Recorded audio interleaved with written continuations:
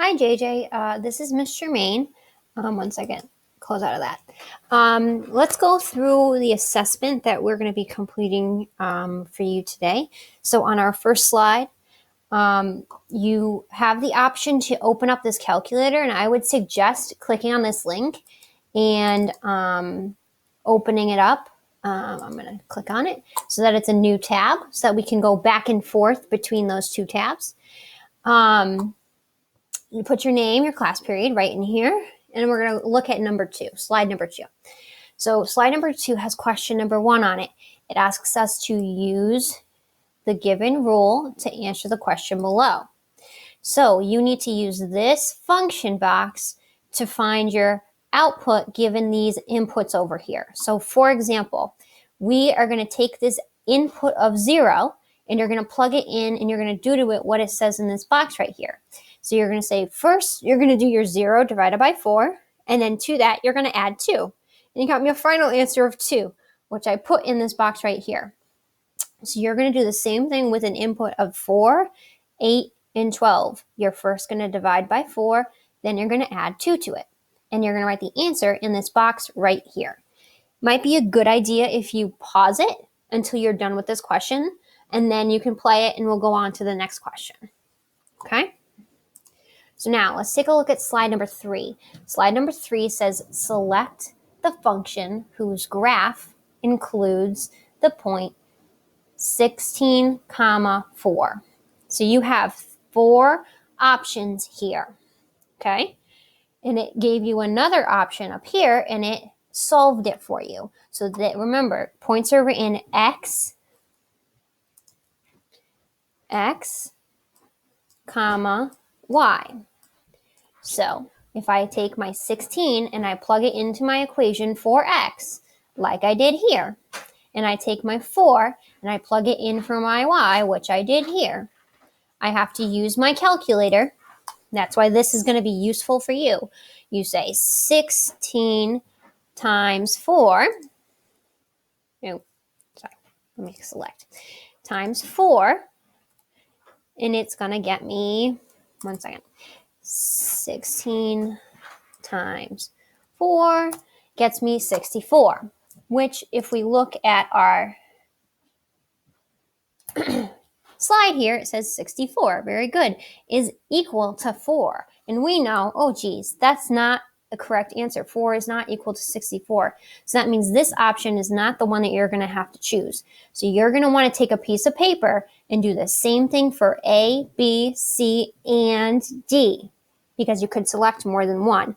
You're going to take your 16, plug it in for your Y, take your 4, plug it in for your X, use your calculator, and solve it, okay?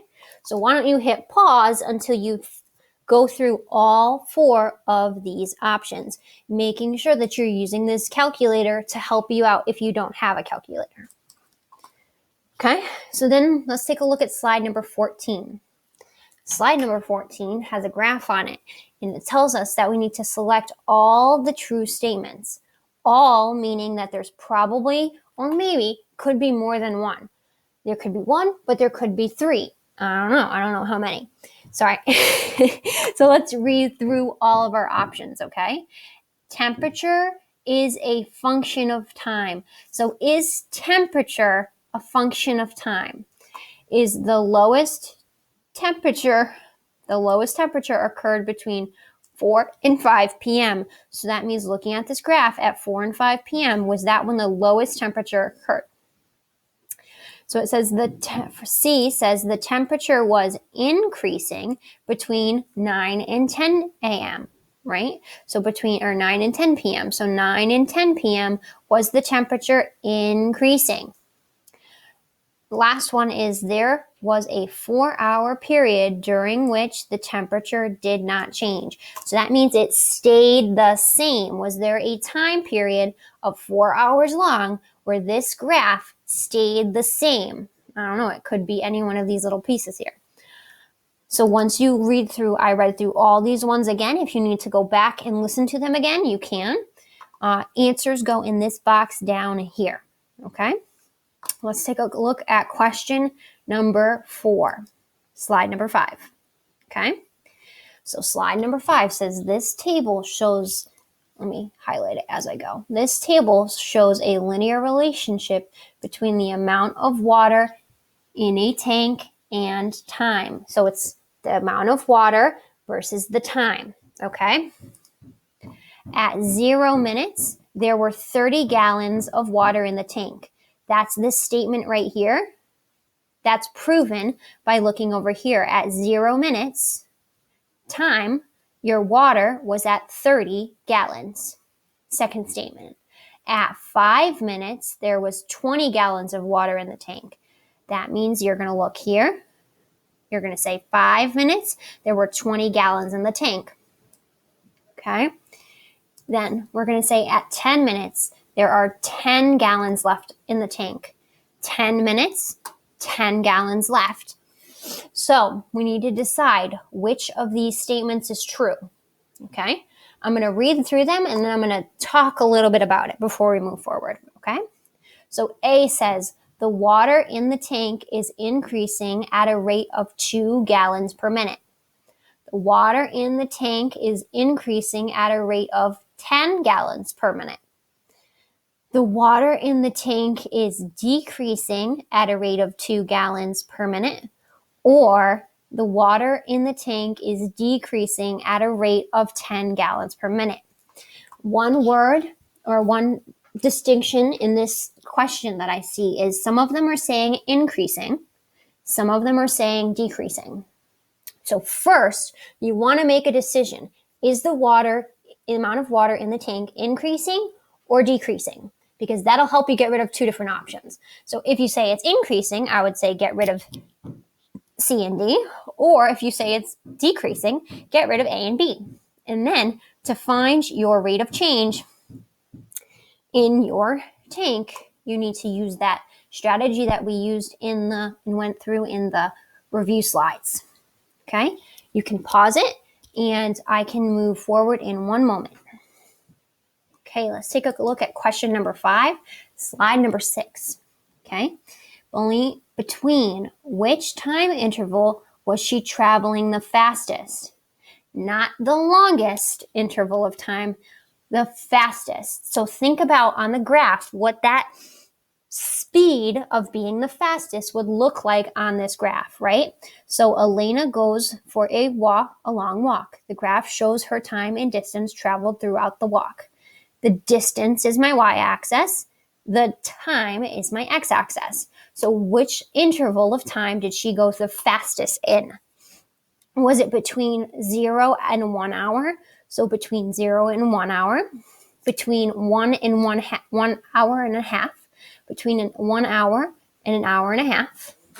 Was it between an hour and a half and 2 hours? Or was it between 2 hours and 4 hours? Answer can go right in this box right here. And you can pause it if you're still working, and then we can look at the next one. Okay, so let's take a look at question number 6. Okay, select all the representations that are functions. So this is thinking back to that lesson 4 with all those 2 videos, function versus non-function.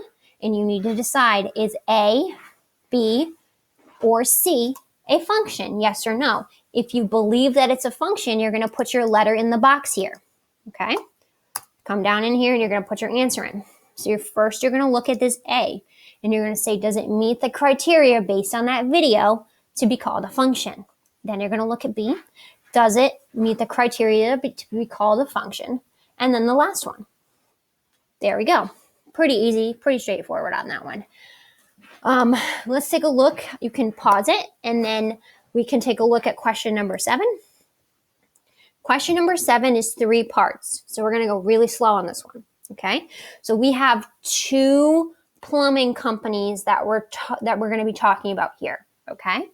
So we have first a plus plumbing. So I'm going to say plus plumbing and I'm going to take my color and I'm actually going to underline that or overline that plus plumbing so that I know that when it asks me about plus plumbing, I need to look at this guy with this table right here. Okay. So then we have a second one and we have quality plumbing is charging according to this graph. So I'm going to pick a different color, and I'm going to say quality plumbing is going to be my blue, which it has to do with this graph right here. So all my quality plumbing has to do with this blue graph right here, okay? So let's take a look at the questions that it's asking us, okay? What is the one-time fee quality plumbing charges? So that means, which graph am I going to be looking at? Oh, geez, quality plumbing. Ooh, okay, so I highlighted that. That's my blue guy. So that means I need to look at my blue guy, and I need to say to myself, what is my one-time fee or my x-intercept on that plumbing agency? Or if we're thinking about it in terms of the real life context, how much does it cost for them to come out to your house before they do any work? What's your y-intercept? What's how much it takes to cost to get them to your house?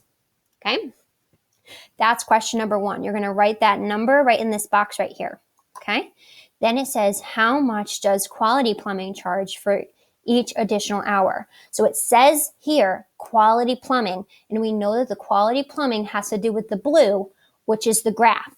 So then I need to, on my graph, figure out how much it costs to go for 1 hour. How much money does it cost for them to be at my house for 1 hour's worth of work? Not the total cost, just how much that 1 hour's worth of work is going to cost. Okay? And then, who would you hire if you had 1 hour's work? So basically, you're saying to yourself, if I need 1 hour's worth of work done, which company am I going to have to go with?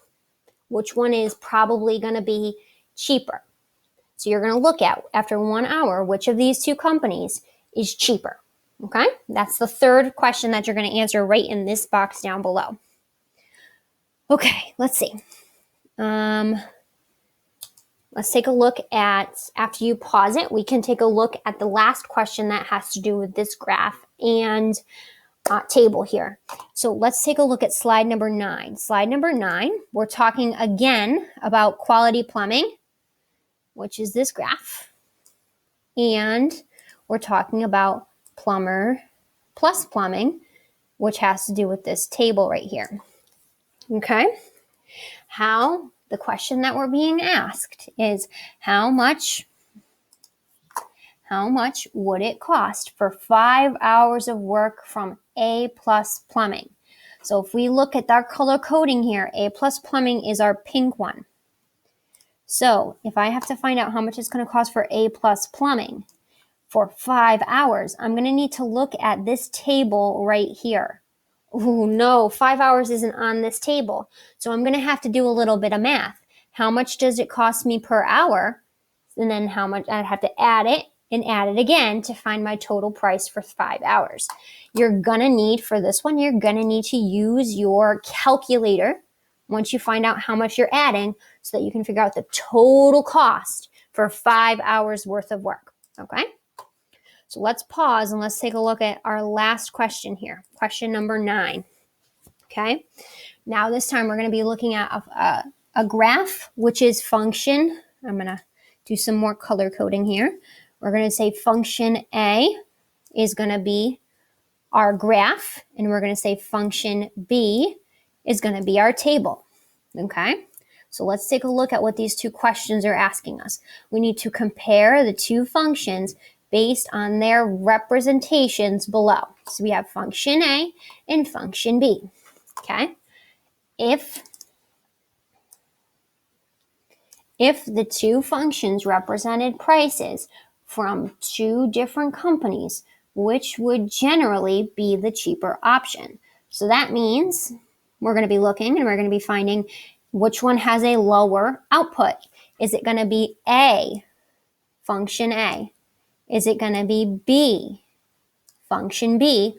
Or do they represent the same function? That's option C. Okay. So once you're looking at this guy here and you're saying which one of these is cheaper, generally. Okay? Then last question you need to answer is, which function has a greater change when you when the input went from 1 to 6. So that means the difference between 1 and 6. Which one has a bigger difference between 1 and 6? Is it the graph here, or is it the change between your table here? Okay. So, JJ, I believe I went through all of the questions on the assessment. If you need to go back and replay it, please feel free to do so. If you have other questions, please feel free to reach out to me and I can help you out. Okay? I wish you the best of luck and let me know if you need any assistance. Bye.